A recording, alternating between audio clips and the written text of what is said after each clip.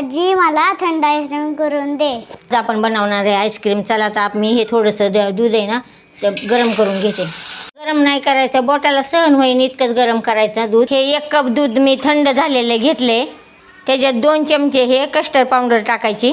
आता हे custard powder mix केलेलं दूध मी ह्या कढईमधल्या दुधामध्ये टाकीते आणि ते सगळं मिक्स करून घेते. हे कस्टर्ड पावडरचं दूध आपण फ्रीजमध्ये 10 मिनटं ठेवू.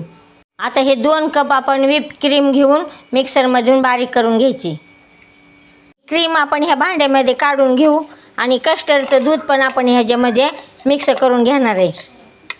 हे कस्टर्डचं दूध आपण आता ह्या क्रीममध्ये मिक्स करून घेणार आहे. आता हे सर्व मिश्रण तयार झालेलं आहे. याला आपण आता फ्रीजमध्ये ठेवू. आणि माझा जर व्हिडिओ आवडला असला तर लाईक करा, सबस्क्राईब करा आणि शेअर करा. आता आईस्क्रीम मस्त थंड झालेली आहे. माझ्या नाताला आता मी खायला देते. आजी खूप छान झाली.